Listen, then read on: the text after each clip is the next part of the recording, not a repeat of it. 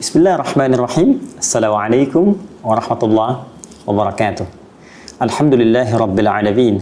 Wassalatu wassalamu ala rasulillahil karim wa ala alihi wa sahbihi wa dhurriyyatihi wa ummatihi ila yaumiddin wa ba'du. Saudara-saudariku, apa kabar? Berjumpa dalam edisi perdana Sitama, serupa tapi tak sama. Boleh jadi kita dapati beberapa kalimat dalam Al-Quran yang nampak berbeda, namun seringkali diterjemahkan dengan pemaknaan yang sama. Pernahkah kita membaca ayat dalam Al-Quran semisal Qul a'udzu birabbin nas, katakan Muhammad SAW, aku berlindung kepada Allah Rabb seluruh manusia. Pernahkah Anda membaca Iqra bismi rabbikal ladzi khalaq, khalaqal insana min 'alaq? Bukankah insan juga diterjemahkan dengan manusia? Pernahkah Anda membaca wa ma khalaqtul jinna wal insa illa liya'budun? Bukankah insa di sini diterjemahkan juga dengan manusia? Pernahkah Anda membaca Qul innama ana basyarum mithlukum? Bukankah basyar diterjemahkan juga dengan manusia? Lantas jika terjemahnya serupa, bahkan sama-sama manusia, namun kenapa lafadznya mesti berbeda? Ada basyar, ada insan, ada nas, ada ins. Serupa, tapi lafadznya tak sama. Apa hikmah dibalik penamaan manusia dengan lafaz yang beragam itu? Edisi perdana Sitama akan mengulas hal dimaksud. Baik, hari ini kita akan ambil kata pertama di dalam Al-Quran yang menunjuk pemaknaan manusia, yaitu kata basyar. Kita coba turunkan dulu. Ada basyar, ada al-ins, ada al-insan, juga ada an-nas. Tadi disebutkan di surah paling favorit di muka bumi, Qul a'udzu birabbin nas. Baik, keempat lafaz ini telah kita tegaskan tadi, seringkali diterjemahkan di mushaf dengan makna yang serupa, manusia. Dari keserupaan terjemahan ini, apa rahasia di balik perbedaan nama yang beragam walau menunjuk pada makna yang sering diterjemahkan sama? Mari kita lihat esensinya. Pertama, basyar. Dan ini adalah nama pertama yang diperkenalkan oleh Allah Subhanahu wa Ta'ala kepada para malaikat dan sebagian kalangan jin yang telah tercipta sebelum manusia. Nama pertama inilah yang diperkenalkan oleh Allah kepada malaikat dan kalangan jin dimaksud. Disebutkan dalam Al-Quran surah ke-15 Al-Hijr ayat ke-28. Allah berfirman, wa idh qala rabbuka lil malaikati inni khaliqum basyara min salsalim min hama'im masnun. Muhammad SAW, ingatlah, pahamilah ketika Rabbmu menginfokan, menyampaikan kepada kalangan malaikat dan sementara jin yang hadir pada saat itu, bahwa aku akan mencipta makhluk baru yang bukan malaikat, bukan jin, tapi basyar. Dan basyar ini disebutkan sebanyak 35 kali dalam Al-Quran pada bentuk tunggal mufradnya, dan disebutkan satu kali saja dalam bentuk dual muthanna, yaitu basyaraini. Ya, tersebut dalam Al-Quran surah ke-23 ayat ke-47. Baik, sekarang kita gali kedalaman maknanya. Kata basyar pada mulanya menunjuk pada makhluk yang secara fisikal tampil dengan tampilan yang elok, indah, dengan kulit yang halus, maka dinamakan dengan basyar. Di sini secara fisikal Allah ingin membedakan tampilan manusia dengan hewan. Seakan-akan ingin menunjuk bahwa tampilan manusia sempurna. Tampilannya indah, elok, kulitnya halus. Walaupun ada perbedaan pigmen kulit yang disesuaikan dengan wilayah tempat dia tinggal, sesuai dengan cuaca yang ia rasakan, agar bisa menyesuaikan dengan iklim beraktivitas nyaman di tempat dia hidup. Namun, kesemuanya memiliki tampilan kulit yang halus dan sempurna ciptaan fisiknya. Untuk itu Allah tegaskan dalam Al-Quran surah ke-95 itu, setelah bersumpah dengan 3 risalah kenabian, baik risalah Nabi Musa alaihissalam, Nabi Isa alaihissalam, bahkan Nabi Muhammad SAW puncaknya, wattini wazzaitun wa turi sinin wa hadzal baladil amin laqad khalaqnal insana fi ahsani taqwim. At-tin dan zaitun, tempat wilayah Nabi Isa dari mulai lahir sampai berdakwah.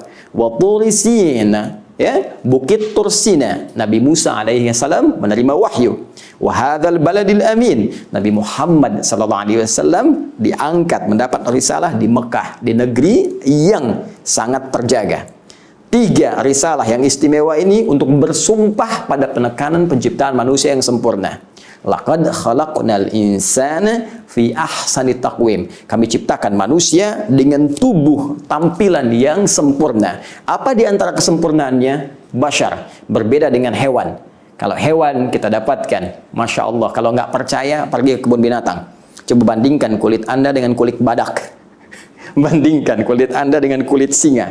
Bandingkan kulit Anda dengan kulit kerbau. Kalau dikembalikan kepada kita, tampilan manusia lebih sempurna.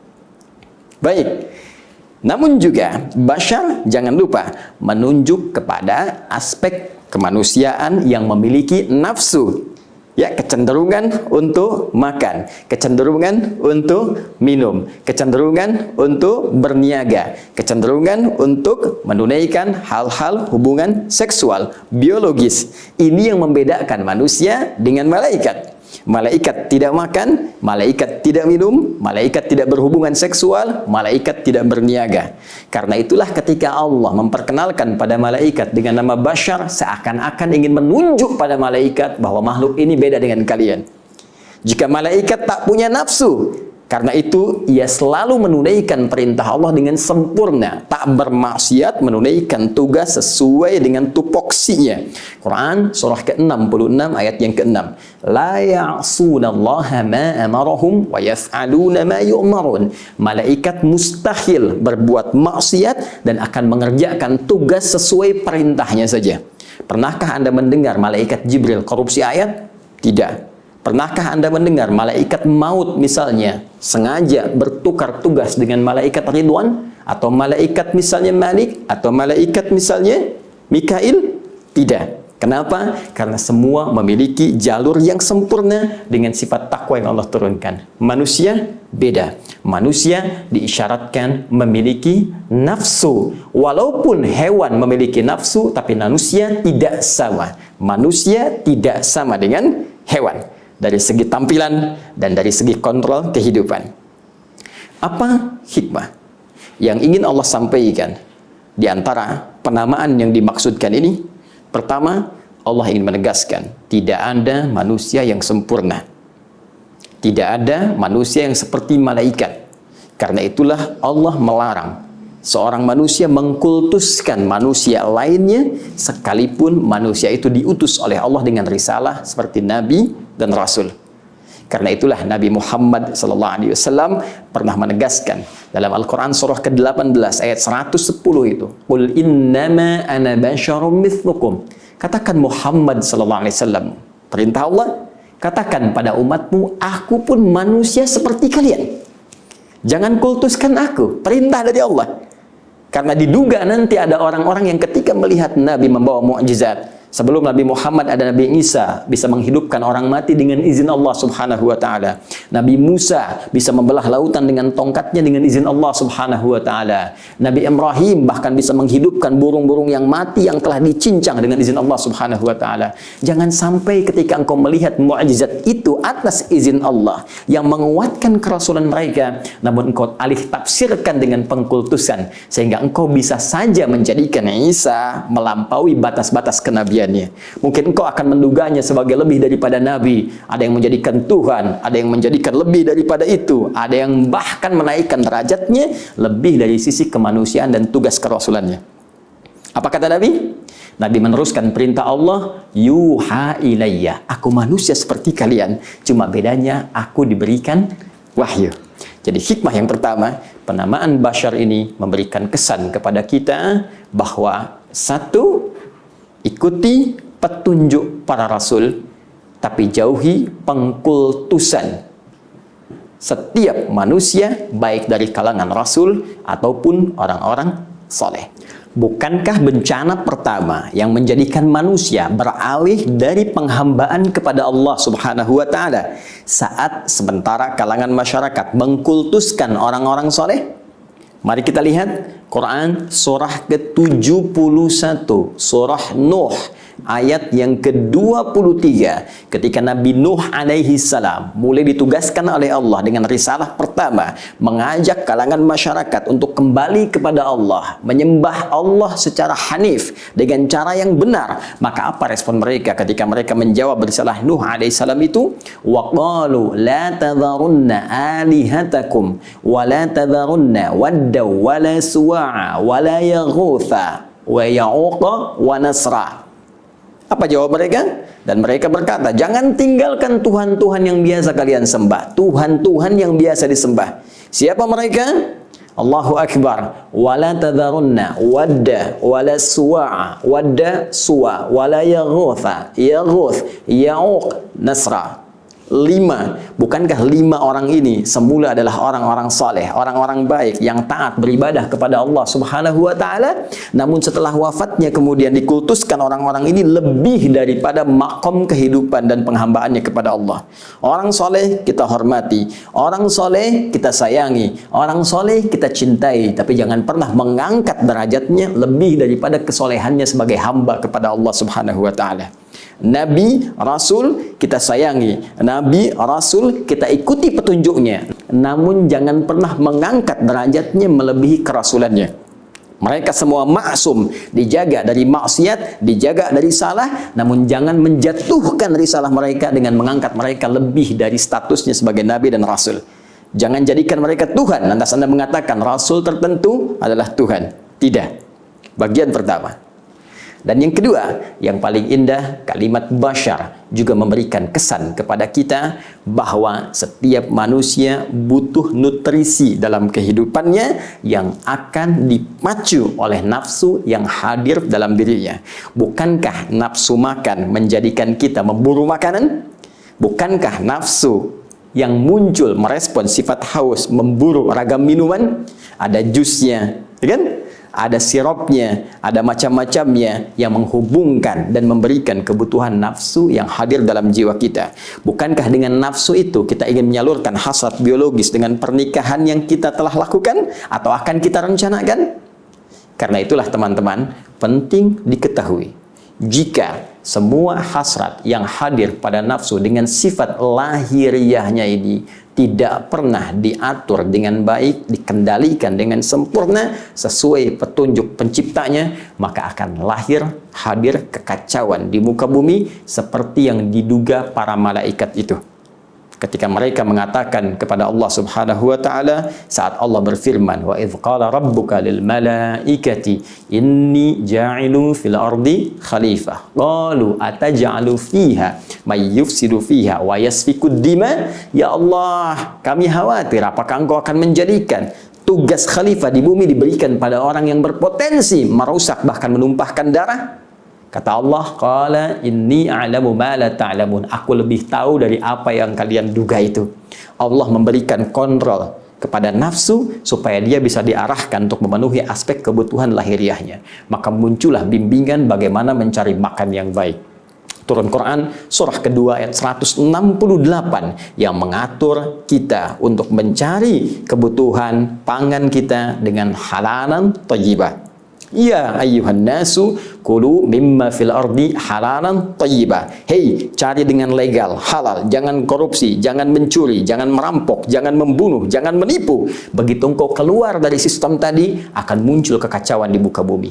Bukankah dengan korupsi kacau kehidupan kita? Bukankah dengan perampokan, pencurian tidak tenang kehidupan kita? Kalau ingin tenang, kembalikan kepada petunjuk dalam Al-Quran untuk mengatur nafsu lahiriah kita. Demikian, ketika Anda ingin menyalurkan hasrat biologis, seksual, maka turun aturan. Allah berikan gambaran kepada kita, lakukan lewat pernikahan. Quran surah ke-30 ayat ke-21. Disalurkan dengan cara yang benar, ada sistemnya, ada hukumnya, ada paparannya, ada petunjuknya. Dilakukan ini, sempurna kehidupan rumah tangga. Dilampaui atau bahkan disalahi petunjuk ini, maka akan muncul kekacauan yang tidak biasa. Bukankah karena perbuatan zina yang menyebar banyak wabah bertebaran? Bukankah karena perbuatan zina, selingkuh, banyak kemaksiatan, bahkan tidak sedikit pertumpahan darah terjadi? Saudaraku, bahkan dalam hal untuk berbisnis, berusaha pun, berniaga pun, Allah turunkan aturan supaya kita bisa mengendalikan nafsu dengan baik. Itulah bashar, makhluk indah, elok, ciptaan Allah yang diberikan satu keistimewaan dengan kontrol Rabbani yang memberikan arahan pada hal-hal yang sangat luar biasa.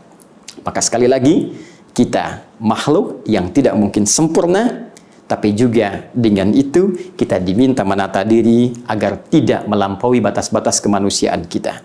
Pun demikian, baca Al-Quran, temukan kata bashar, dan di situ ada petunjuk bagaimana kita mesti mengendalikan nafsu kita ya, sehingga benar dalam petunjuk Allah Subhanahu wa Ta'ala. Adi Hidayat, si Tama, edisi perdana. Assalamualaikum warahmatullahi wabarakatuh.